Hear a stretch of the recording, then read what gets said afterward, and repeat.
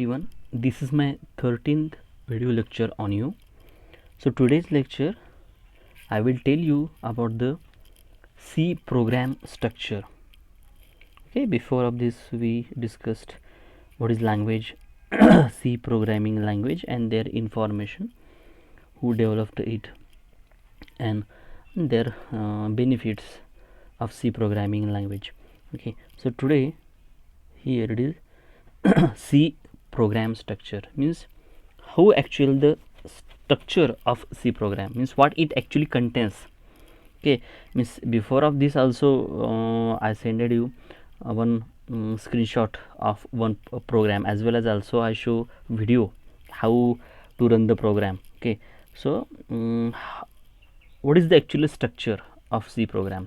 बघा आपल्याला ह्या लेक्चरमध्ये सी प्रोग्रामचं स्ट्रक्चर, त्याची रचना कशी असते, सीचा जो प्रोग्राम असतो एखादा त्याच्यामध्ये नक्की काय असतं, त्याची मांडणी काय असते, त्याची रचना काय असते आपण बघणार आहोत. ओके, हा तो कन्सेप्ट आपण इथं पाहणार आहोत. इवन तुमच्या इथं पुढं पण एक प्रोग्राम दिलेला आहे. ओके, हा एक प्रोग्राम पण तुम्हाला दिला आहे, लक्षात ठेवा, हा एक प्रोग्राम पण आहे तुमच्याकडं. ओके, इवन हे स्ट्रक्चर पण म्हणजे दोन्ही दिसेल तुम्हाला. ओके, ॲट अ टाईम हे एक स्ट्रक्चर आहे आणि हा त्याच्या संदर्भानं हा प्रोग्राम आहे. ओके, कसा आहे. ओके, तर इवन किंबहुना तुम्ही इथे बघू शकता. हे बघा, इथे मी ही विंडो तुम्हाला दाखवतो. हा ॲक्च्युअल आहे, आपण प्रोग्राम जेव्हा केला होता मागं. ओके, ती ही विंडो आहे बघा, हा तो प्रोग्राम आहे. हा ॲक्च्युअल प्रोग्राम आहे. तर आपण दोन्ही बघूयात की कशा प्रकारे सीचं प्रोग्राम स्ट्रक्चर आहे. So first of all, so see here. Okay, C program structure. Okay, so C program structure, in that first one what it contains. Okay, this is one part up to this. Okay, this is another part and this one is next part. Okay, so I will explain everything one by one. In that first one is documentation section.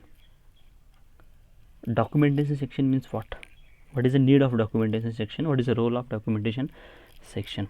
Okay, even here I am written also, this is program. Okay, for addition of two number. Okay, that also the part of documentation section. बघा, documentation section म्हणजे काय. Documentation म्हणजे जसं तुम्ही मागच्या फेजमध्ये पण बघितला बघा, डॉक्युमेंटेशन असतं.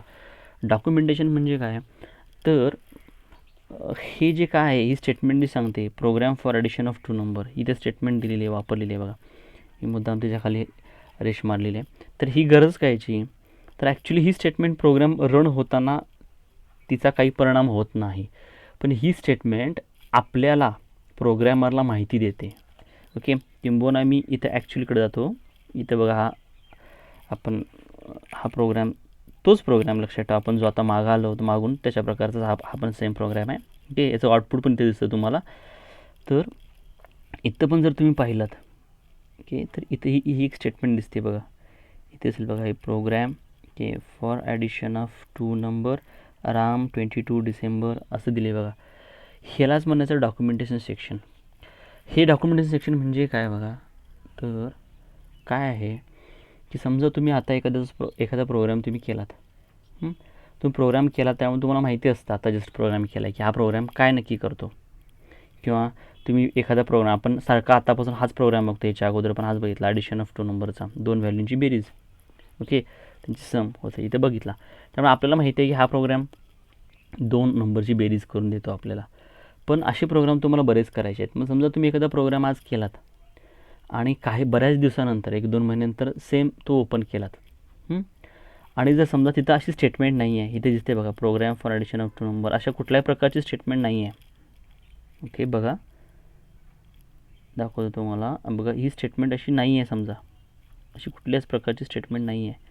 डायरेक्ट या हॅश इन्क्लूडपासून सगळं पुढचं आहे. म्हणजे बऱ्याच दिवसानंतर तुम्ही तो प्रोग्राम ओपन केल्यानंतर आणि असं काहीच नाही आहे, तर हा प्रोग्राम कसला आहे हे तुम्हाला लगेच समजतं का, नाही समजणार. म्हणून जर तुम्ही अशा प्रकारची एखादी स्टेटमेंट तिथं लिहिलात, कुठली आता दाखवतो बघा, ही statement program for addition of two number, इथे मी मुद्दाम लिहिला आहे program for addition of two number. Okay, म्हणजे कुठलाही प्रोग्राम तुम्ही किती दिवसानंतर काढा, जर त्याच्या टॉपला असं तुम्ही काहीतरी लिहिलं असेल काय, तो प्रोग्राम नक्की कसला आहे, जसं मी इथे लिहिलं, टाईप केले बघा, program for addition of two number असं दिले, म्हणजे ते वाचल्या समजतो की हा प्रोग्राम, पुढचा जो प्रोग्राम आहे कसला प्रोग्राम आहे, की दॅट ॲड्स 2 नंबर, 2 नंबरची बेरीज करण्याचा हा प्रोग्राम आहे. समजा ती स्टेटमेंटच नसती तर तुम्हाला काय करावं लागलं असतं, हा पूर्ण प्रोग्राम एकदा पाहावा लागला असता, त्याच्यावर नजर फिरवावी लागली असते, समजून घ्यावं लागला असता, आणि मग तुम्ही फायनलाइज केला असतं की हा प्रोग्राम ॲडिशन ऑफ 2 नंबरचा आहे. ओके, पण इथं सुरुवातीलाच अशी स्टेटमेंट जर तुम्ही लिहिलात, ओके, तर इथे हे पण दिले बघा, ॲडिशन ऑफ 2 नंबर कुणी प्रोग्राम लिहिला आहे, राम या व्यक्तीने प्रोग्राम लिहिला आहे, केव्हा लिहिला आहे, 22 डिसेंबरला लिहिलेला आहे. ओके, हे सगळं इथे लिहिले बघा. ओके, इव्हन टायमिंग पण पुढं आहे त्याचं. ओके, हे सगळं काय केलेलं आहे इथे तुम्हाला दिसेल. ओके, म्हणजे हे डॉक्युमेंटेशन सेक्शनमध्ये येतं. याचा अर्थ काय की भविष्यामध्ये जरी तुम्ही कधीही तुमचा प्रोग्राम ओपन केलात तर तो प्रोग्राम नक्की कसला आहे, कुणी केला आहे, हे सगळं त्याच्यामध्ये तुम्ही इन्क्लूड करू शकता. म्हणून ही जी स्टेटमेंट आहे, ॲक्च्युली या स्टेटमेंटला कमेंट लाईन असं म्हणतात. ही जी लाईन दिसते, म्हणजे 2 अशा आडव्या रेषासारख्या दिसतात, त्याच्या पुढे दिलेल्या कमेंट लाईन असं म्हणतात. ओके, ह्याला काय म्हणतात, कमेंट लाईन असं म्हणतात, जी कमेंट करते, माहिती, आज जादाची माहिती सांगते तुमच्या प्रोग्रामच्या संदर्भानं, आणि तुम्ही ती द्या अगर न द्या त्याचा काही परिणाम होत नाही. पण ती जर तुम्ही दिलात तर ते भविष्यामध्ये तुम्ही कधीही तुमचा प्रोग्राम ओपन केलात तर ती तुम्हाला गाईड करते की हा प्रोग्राम कसला आहे. आणि ही कमेंट लाईन आहे, ही कमेंट लाईन देताना आपल्याला एक लक्षात ठेवायला हवं. इथं तुम्हाला सुरुवातीला दिसेल बघा, इथं 2 अशा आडव्या लाईन्स दिसतील ज्या पुढं पडलेल्या आहेत. ह्याच्या पुढंच ते काय असेल ते तुम्ही टाईप करायचं, किंवा एक पुढं लाईन पडलेली, नंतर स्टार, आणि ह्याच्या आतमध्ये काही पण टाईप करा तुम्ही, जसं program for addition of 2 number इथं जसं दिले ते, आणि परत स्टार आणि परत फॉरवर्ड स्लॅश ह्यांच्यामध्ये टाईप करा. म्हणजे 2 मार्ग आहेत कमेंट लाईनची. आता इथे एक दिसतोय बघा, फॉरवर्ड स्लॅश सारखा दिसतोय तुम्हाला बघा, परत एकदा इथे तुम्हाला एक दिसतोय बघा, डबल 2 लाईन्स नंतर त्याच्या पुढं टाईप करा, किंवा तुमच्या नोट्समध्ये पण एक टाईप दिसते बघा, इथे पण दिसते बघा, हे बघा, हे इथे बघा, पुढची लाईन फॉरवर्ड स्लॅश स्टार आणि स्टार फॉरवर्ड स्लॅश असं दिसते बघा, ह्याच्यामध्ये टाईप केलं आहे आपण. ह्या लाईनला कमेंट लाईन असं म्हणतात. तुम्ही कसंही द्या, ह्या प्रकारे किंवा त्या प्रकारे, म्हणजे दोनदा स्लॅश द्या, नंतर पुढं टाईप करा, किंवा फॉरवर्ड स्लॅश स्टार आणि त्याच्यामध्ये टाईप करा आणि परत क्लोज करताना स्टार फॉरवर्ड स्लॅश. हे गरजेचं आहे, लक्षात ठेवा. फॉरवर्ड स्लॅश स्टार तसंच स्टार फॉरवर्ड स्लॅश, हे ओपनिंग आहे आणि हे क्लोजिंग आहे. दोन्ही मार्गापैकी तुम्ही कुठलेही वापरा, ह्याला कमेंट लाईन असं म्हणतात, आणि ही डॉक्युमेंटेशन सेक्शनमध्ये येते. तर हिचा उपयोग काय, ही लाईन नसली तरी काही तुमच्या प्रोग्रामवरती परिणाम होत नाही, लक्षात ठेवा. कारण ती जेव्हा तुम्ही प्रोग्राम रन करताय तेव्हा ह्या लाईनचा काहीही उपयोग होत नाही किंवा तिचा विचारच केला जात नाही. ती फक्त आपल्यासाठीच असते. ही जी काही कमेंट लाईन आहे हिचा काहीही विचार करण्यात येत नाही जेव्हा तुम्ही प्रोग्राम रन करताय तेव्हा. ही फक्त आपल्यालाच माहिती देते की हा प्रोग्राम कसला आहे. कारण ही लाईन नसेल, ओके, तर तुम्हाला प्रोग्राम कुठला आहे हा लगेच लक्षात येणार नाही. ते लक्षात यावं म्हणून तुम्ही कमेंट लाईन द्यावी. हे एक स्टँडर्डायझेशन असतं. कारण का की तुम्ही कधीही प्रोग्राम एखादा ओपन केला तर तो वरच्या एका लाईन वाचल्यावर समजावं की हा प्रोग्राम कसला आहे. तुम्ही केला असाल तर तुम्हाला ओके काही दिवसांतर बी पाहताना थोडासा वेळ लागेल, किंबहुना अगोदर कोणतरी प्रोग्राम ठेवलेला आहे. कारण कंपनीमध्ये बरेचसे सॉफ्टवेअर डेव्हलपर असतात जे जॉब चेंज करतात किंवा काही कारणास्तव की ते नसतील त्या ठिकाणी. तर तो प्रोग्राम कसला आहे हे वाचून समजून घेण्यापेक्षा अशी एखादी कमेंट जर तुम्ही दिलात तर ते काय करतं, पटकन तुम्हाला माहिती देतं की हा प्रोग्राम कसला आहे. आणि हे कशामध्ये येतं, that comes under documentation section. जे प्रोसेसिंग करताना प्रोग्राम तुम्ही जेव्हा रन करताय तेव्हा हिचा काहीही ते विचारात घेत नाही. इथला ह्या लाईनला ते कमेंट लाईनला ते कधीच एरर देत नाही. आता परत वाटतं तुम्हाला दाखवतो, प्रोग्राम रन करताना ते घेत नाही याचा अर्थ म्हणजे कुठे, इथं बघा मी एक प्रोसेस दाखवतो तुम्हाला, प्रोग्राम रन करून दाखवतो. बघा हे अगोदर पण आपण केलेलं आहे, ओके, पण ते मागच्या एका व्हिडिओ लेक्चरमध्ये होतं ते, हे पण ते दिसायला नसेल तिथं म्हणून मी परत एकदा व्हिडिओ केला आहे. बघा प्रोग्राम आहे हा रन करतो, इथं रन आहे बघा, दिसतं रन करतो आहे. ऑलरेडी प्रोग्राम रन केल्यानंतर इथं तुम्हाला दिसतं बघा एंटर टू व्हॅल्यूज. या प्रोग्राममधलेच ते स्टेटमेंट्स आहेत, एंटर टू व्हॅल्यूज. ओके, या प्रोग्राममधल्या स्टेटमेंट्स आहेत, लक्षात ठेवा. ओके, प्रोग्राममधल्या ज्या स्टेटमेंट्स आहेत. ओके, पहिली व्हॅल्यू एंटर केली मी परत काढली ती. हे जरा खालती घेतो, आउटपुट जे येते ते हे बघा की इथे दिसते बघा तुम्हाला एक कमेंट लाईन. म्हणजे प्रोग्राम रन झालेला आहे, लक्षात ठेवा. रन झाल्यानंतर ह्याला तर काही कमेंटवरती उपयोग होत नाही. ही पहिली व्हॅल्यू दिली, दुसरी व्हॅल्यू दिली. ओके, आता रिझल्ट दिसतोय आपल्याला, हे बघा, एंटर टू व्हॅल्यू जसं दिसतं, 2 व्हॅल्यू दिल्या आणि त्यांचा आपल्याला रिझल्ट दिसतो. ओके, हे या प्रकारे होतं, लक्षात ठेवा. तर बघा,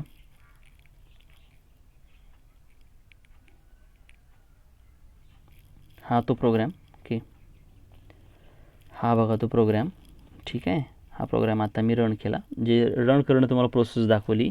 ओके, जसं रन करणं म्हणजे काय, तर त्याची अंमलबजावणी करणं. उदाहरण सांगायचं म्हटलं तर तुम्हाला एखाद्याला फोन लावायचा आहे, तर तुमचा तो फोन नंबर तुमच्या कॉन्टॅक्ट लिस्टमधून तुम्ही असणं, तो दिसतोय तुम्हाला कॉन्टॅक्ट लिस्टमध्ये, म्हणजे तो फक्त आहे. पण जेव्हा तुम्ही त्याच्यावरती कॉल करताय, तो नंबर सिलेक्ट करून कॉल करताय, तेव्हा तो रन झाला, लक्षात ठेवा, त्याची अंमलबजावणी झाली. ओके, हे लक्षात ठेवा.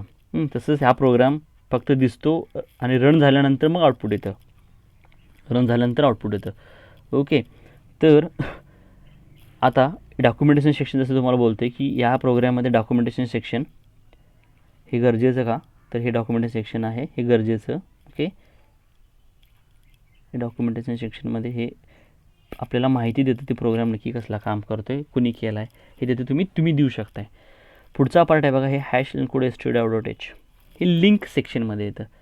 Link section means actually that instruct when the program run at that moment to connect various functions, okay, from the system library.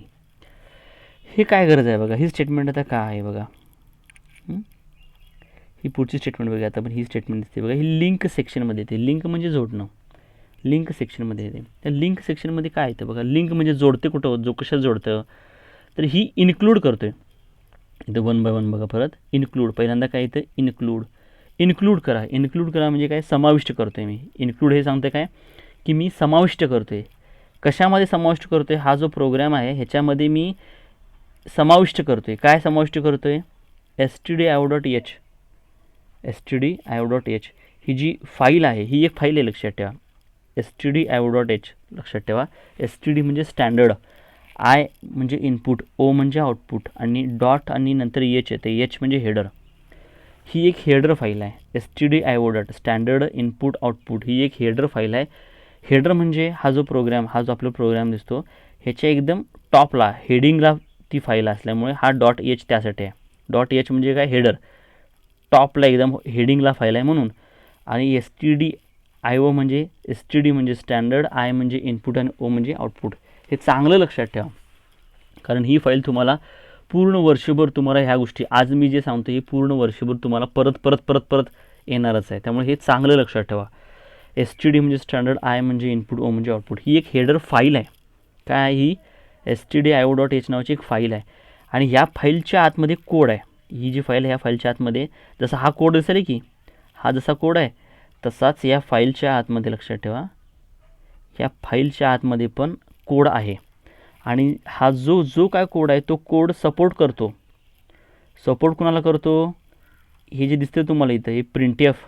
Okay, आणि इवन भविष्यामध्ये तुम्हाला स्कॅनएफ असंही दिसेल, स्कॅनएफ असं पण दिसेल.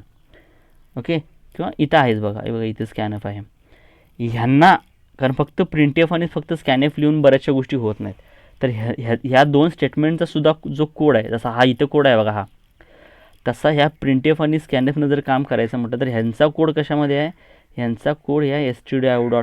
printf आणि स्कॅनएफचा कोड कशामध्ये आहे, stdio.h ह्या हेडर फाईलच्या आतमध्ये आहे. तर तुम्हाला परत सांगतो बघा, आता इथं लक्ष द्या. ओके, इथे स्टेटमेंट बघा, printf असं दिसते बघा इथं, printf आणि printfच्या आतमध्ये काय दिसतंय, एंटर टू व्हॅल्यूज. प्रोग्राम तुमचा रन मागाशी बघितला, पण रन कसा करायचा. रन झाल्यानंतर तुम्हाला पहिल्यांदा काय दिसते बघा, एंटर टू व्हॅल्यूज असं दिसते. आता हे जे दिसतं एंटर टू व्हॅल्यूज, हे प्रिंट या स्क्रीनवरती, ही जी काय स्क्रीन आहे या स्क्रीनवरती प्रिंट झालं आहे. कशामुळे प्रिंट झालं, हे printfमुळे झालं आहे. हे printf ही एक जी स्टेटमेंट आहे, हे विधान आहे, लक्षात ठेवा. हे printf दिसते की, हे printf ही एक स्टेटमेंट आहे. ह्या स्टेटमेंटमुळे एंटर टू व्हॅल्यूज असं स्क्रीनवरती प्रिंट झालं आहे, म्हणजे प्रिंट झालं आहे. तर हे printf न स्क्रीनवरती हे जे प्रिंट झालं आहे ह्याच्या मागं कोड जो आहे, हे कशामध्ये कोड आहे, तो या stdio.h मध्ये कोड आहे, हे लक्षात ठेवा. म्हणून ही फाईल गरजेची आहे, म्हणून stdio.h ही फाईल गरजेची आहे ही फाईल असेल तरच तुमचं एंटर टू व्हॅल्यूज किंवा प्रिंटअप हे जे काही विधान आहे, स्टेटमेंट आहे, ही काम करते. अदरवाईज हे जर नसेल, हे इन्क्लूड केलं नाही std.h, तरी ही स्टेटमेंट काम करत नाही, एरर येतो. हे लक्षात ठेवा. तसंच स्कॅनएफ म्हणून पण आहे बघा, प्रिंटएफ नंतर स्कॅनएफ आहे.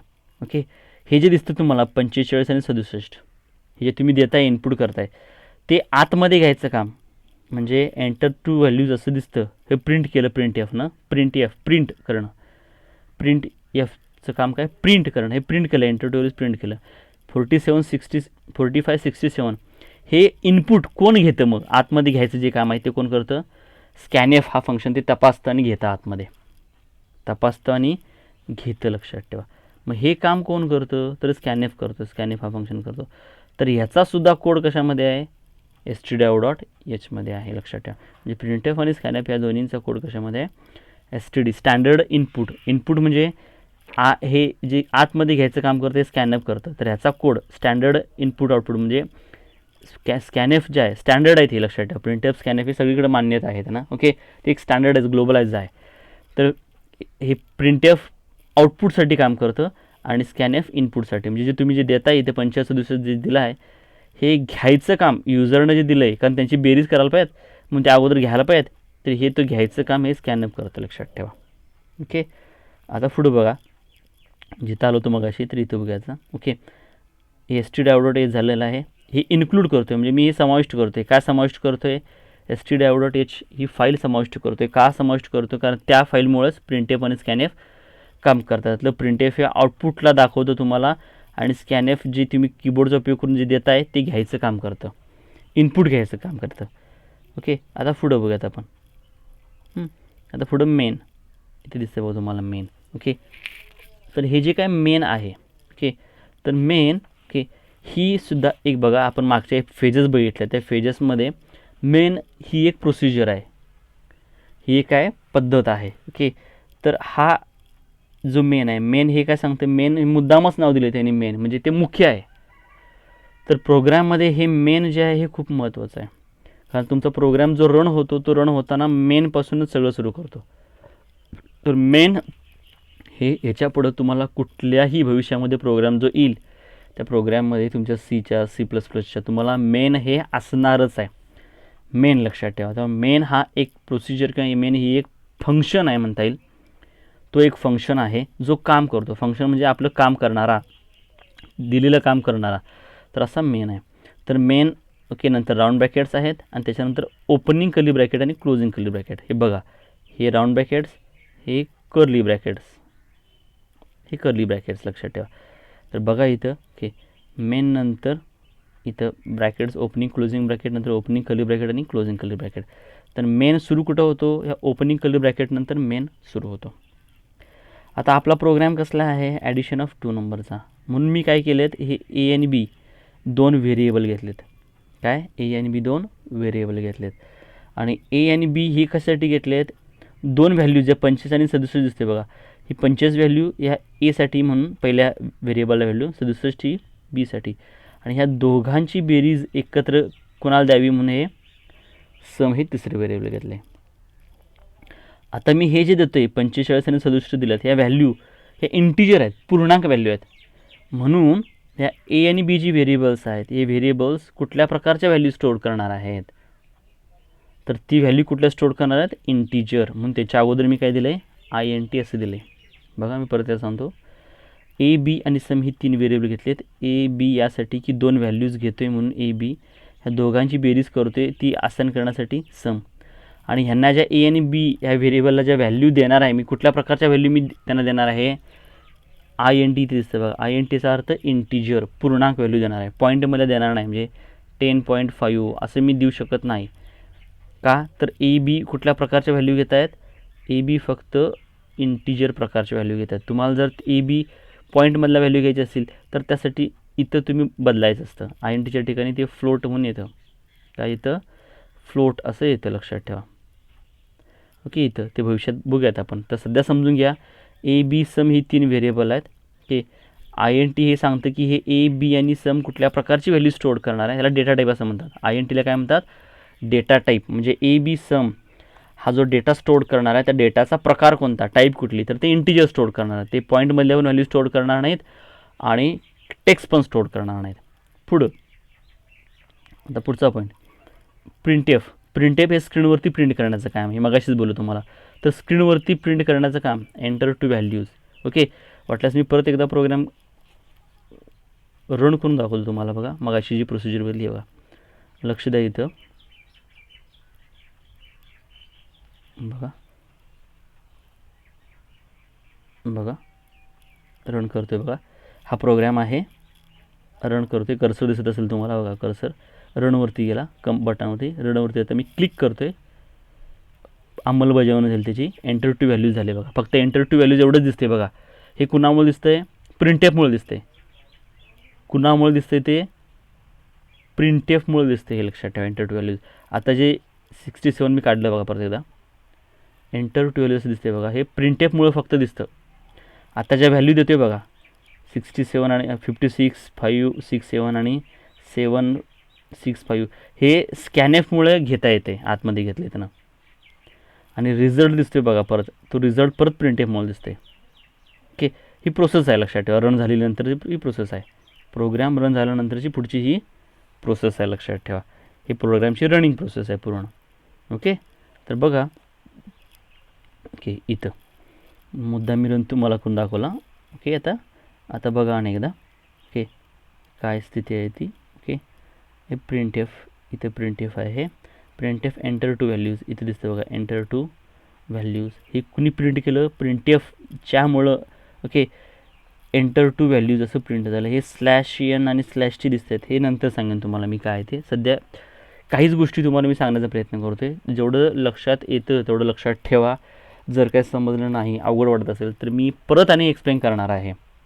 भविष्यामध्ये मी एक्सप्लेन करतच जाणार आहे. ओके, त्यामुळे सुरुवातीला मी फक्त एक थोडक्यात माहिती सांगण्याचा प्रयत्न करतोय. हे अजून हा प्रोग्राममध्ये जे काही दिले नाही सगळं परत एकदा पुढं आपल्याला समजून घ्यायचं आहे.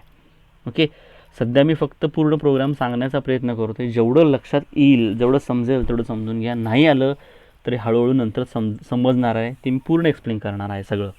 जसं इथे मी तुम्हाला बोललो, हे INT परत सांगणार आहे पुढं. मी प्रिंटएफ स्कॅनएफ परत सांगणार आहे पुढं. ओके, पण सध्या मी थोडक्यात पूर्ण एक स्ट्रक्चर सांगायचं काम करतोय, त्याच्यामध्ये हे घटक सांगतोय. ओके, एंटर टू व्हॅल्यूज आहे. ओके, हे एंटर टू व्हॅल्यूज जे दिसतं, ओके, एंटर टू व्हॅल्यूज दिसतं बघा इथं. ओके, हे प्रिंटएफमुळं होतं. स्कॅनएफ जे दिसतं, स्कॅनएफ काय करतं, A आणि B इथं दिसतं बघा. हे 45 आणि 67 या प्रोग्राम्ससाठी हे घ्यायचं काम कोण करतं, A आणि B.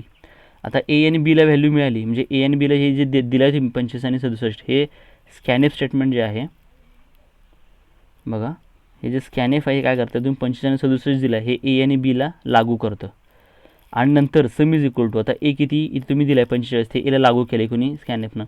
67 कोणाला लागू केले, Bला. मग इथं 45 आणि 67 यांची ती बेरीज करतं. इथं काय होतं, त्याची बेरीज होते A आणि Bची. आणि ती काही जी बेरीज होते, म्हणजे 112 टोटल Aचं उत्तर येतं. हे 112 इथं उत्तर येतं याचं, A आणि Bची बेरीज.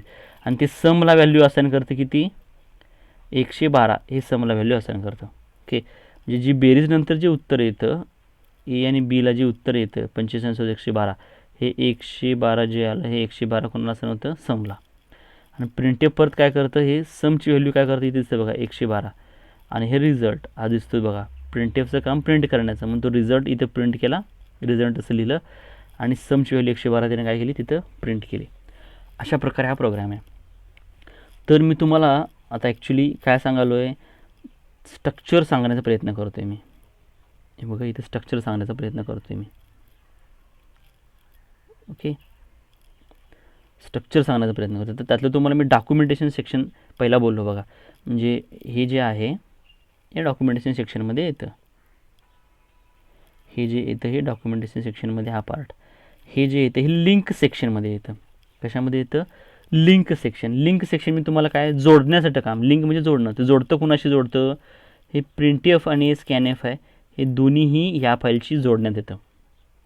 का, कारण ह्यांचा प्रिंटएफ आणि स्कॅनएफ, फक्त प्रिंटएफ लिहिलं म्हणजे स्क्रीनवरती प्रिंट होतं असं नाही, आणि फक्त स्कॅनएफ लिहिलं म्हणजे ह्या व्हॅल्यू मेमरीमध्ये किंवा आतमध्ये A आणि Bला लागू होतात असं नाही, लक्षात ठेवा. तर या दोघांच्या मागं, प्रिंटएफ आणि स्कॅनएफच्या मागं कोड आहे. आणि तो कोड कुठे लिहिला आहे, या stdio.h standard input output .h ही जी हेडर फाईल आहे त्याच्यामध्ये कोड लिहिला आहे. म्हणून हे जर काम करायचं असेल प्रिंटफ आणि स्कॅनएफ तर ह्या दोघांच्यामध्ये कनेक्शन जोडण्यात येतं. ओके, म्हणून हा लिंक सेक्शनचा पार्ट आहे. दोघांच्यासाठी इथं ती लिंक जोडण्यात येते. इथून ह्यांचा कोड हे जेव्हा काम करतात तेव्हा प्रिंटफ स्कॅनर जेव्हा काम करतात तेव्हा ह्या दोघांचा कोड इथून वापरण्यात येतो. लक्षात ठेवा ह्या हेडर फाईलमधून. या stdio.h नावाची हेडर फाईल आहे. त्याच्यामध्ये जसं असा कोड लिहिला आहे तसाच कोड प्रिंटफ आणि स्कॅनएफच्या याच्यामध्ये लिहिलेला आहे. जेव्हा गरज बसेल तेव्हा इथून तो कोड घेण्यात येतो. ओके, मग त्याला लिंक सेक्शन असं म्हणतात. पुढचा पार्ट काय बघा. ओके, लिंक सेक्शन नंतर डेफिनेशन सेक्शन म्हणून आहे बघा. ओके, पुढचा पार्ट काय, डेफिनेशन सेक्शन. आता डेफिनेशन सेक्शन म्हणजे काय, तर हे कशामध्ये येतं डेफिनेशन सेक्शन. आपण समजा तो इथं नाही आहे, मी तुमच्या ह्याच्यामध्ये इथं नाही आहे दिसत तुम्हाला, इथं पण नाही आहे. लक्षात ठेवा या एक्झाम्पलमध्ये पण डेफिनेशन सेक्शन दिलेलं नाही आहे. Definition section even global declaration ह्या दोन्ही गोष्टी ह्याही प्रोग्राममध्ये नाही आहेत. इव्हन हा जो आहे ह्याच्यामध्ये पण नाही आहे, ह्या प्रोग्राममध्ये पण इथे द्यावं लागतं. ते ह्या मेन आणि हॅश इन्क्लूडच्या मध्ये ते डेफिनेशन सेक्शनचं जे काय असेल ते करावं लागतं. तर ते कुठं उपयोगाला येतं ॲक्च्युली, म्हणजे भविष्यामध्ये आपण ते करणार आहोत. तर ते कुठं उपयोगाला येतं डेफिनेशन सेक्शनचा पार्ट. तर डेफिनेशन सेक्शन म्हणजे काय, समजा तुम्ही एखादा मॅथेमॅटिक्सचा प्रोग्राम करताय आणि त्याच्यामध्ये तुम्ही एरिया ऑफ सर्कल वापरताय, सर्कलचा एरिया काढताय आणि तर तुम्ही पाय वापरताय. पाय जो आपल्याला माहिती आहे मॅथॅमॅटिक्समध्ये पायची व्हॅल्यू आहे 3.14 ही पायची व्हॅल्यू आहे. अशा प्रकारचं जर तुम्हाला काहीतरी सिम्बॉलिक वापरायचं असेल पाय, ते तुमच्या प्रोग्राममध्ये येतं, इथे कुठं येतं ते प्रोग्राममध्ये वापरायचं. इथे a+b वापरलं तुम्ही, सम इज इक्वल टू a+b. तसंच जर तुम्ही वापरत असाल एरिया ऑफ सर्कल काढताना पाय आर असं वापरताय का तरी, पाय आर स्क्वेअर. तर हे जे पाय आहे हे सिम्बॉल आहे. अशा प्रकारचं जर तुम्हाला काय सिम्बॉलिक द्यायचं असेल, याची व्हॅल्यू 3.14 असं काय तर द्यायचं असेल तर ती इथं द्यायचं मेनच्या अगोदर, आणि ते येतं डेफिनेशन सेक्शनमध्ये. सध्या फक्त समजून घेण्याचा प्रयत्न करा. हे भविष्यामध्ये आपण वापरणार आहोत, त्यावेळेला मी परत तुम्हाला सांगेन, परत एक्झाम्पल एक्सप्लेन करणं की कसं आलं आणि काय आहे ते. ह्याच्या पुढं आणि परत एक पार्ट आहे ग्लोबल डेफिनेशन सेक्शन म्हणून आहे. ग्लोबल इथे आहे बघा, ग्लोबल डिक्लेरेशन सेक्शन सेम इथं. हा पण ह्या प्रोग्राममध्ये वापरलेला नाही, इव्हन त्यासुद्धा प्रोग्राममध्ये वापरलेलं नाही आहे. तर ग्लोबल डिक्लेरेशन म्हणजे काय, तर इथं ह्या प्रोग्राममध्ये इथे जसं मी ए बी आणि सम वापरलं, 3 व्हेरिएबल डिक्लेअर केलेत. का, ए बी 2 व्हॅल्यू घेण्यासाठी आणि सम का, तर या दोघांची बेरीज लागू करण्यासाठी हे व्हेरिएबल डिक्लेअर केलेत. ओके, ही ह्या मेनच्या आतमध्ये केलेत. ओके, तशीच व्हेरिएबल तुम्ही ह्या इथं मध्ये मेनच्या अगोदर पण डिक्लेअर करू शकता. त्यांना ग्लोबल डिक्लेरेशन असं म्हणतात. हाही पार्ट आपण पाहणार आहोत भविष्यामध्ये, हे आपण खूप विस्तारानं बघणार आहोत. त्यामुळे आता फक्त थोडक्यात समजून घ्या. त्याच्यानंतर पुढचा फंक्शन बोललो बघा. ओके, तुमच्या आपल्या नोट्समध्ये जे बघतोय पुढचा पार्ट मेन फंक्शन. आता आपण जो बघितलेला हा मेन फंक्शनचा पार्ट आला. मेन हा एक फंक्शन आहे. ओके, जो मेन फंक्शन हा महत्त्वाचा आहे, तो सांगतोच मेन, दॅट इज मेन, मुख्य फंक्शन आहे. आणि प्रत्येक प्रोग्रॅममध्ये मेन हा फंक्शन पाहिजेतच, त्याच्याशिवाय तुमचा प्रोग्रॅम रन होत नाही, त्याची अंमलबजावणीच करता येत नाही. मग अशीच तुम्हाला दाखवलं मी रन म्हणजे काय, एरर येतो, लक्षात ठेवा. तर हा मेन फंक्शन आहे. ओके, तर मेन हा फंक्शन तुम्हाला प्रत्येक प्रोग्राममध्ये असावाच लागतो. Main MAIN round bracket. Okay, तर इथे पण बघा वाटलंच तुम्ही, इथे मेन फंक्शन आहे. मेन फंक्शन हा मेन फंक्शन आहे. मेन फंक्शन नंतर राऊंड ब्रॅकेट्स ओपनिंग आणि closing round bracket.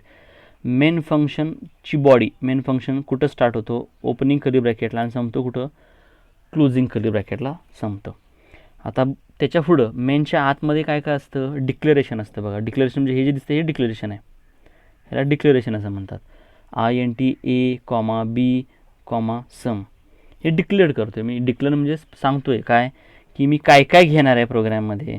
Addition of 2 नंबरचा मी प्रोग्राम करतो आहे, तर त्याच्यामध्ये A, B 2 व्हेरिएबल घेतो आहे आणि सम हे पण व्हेरिएबल घेतो आहे. सम कशासाठी, तर ॲडिशन जी ABची होणार आहे त्यासाठी सम लागू करण्यासाठी.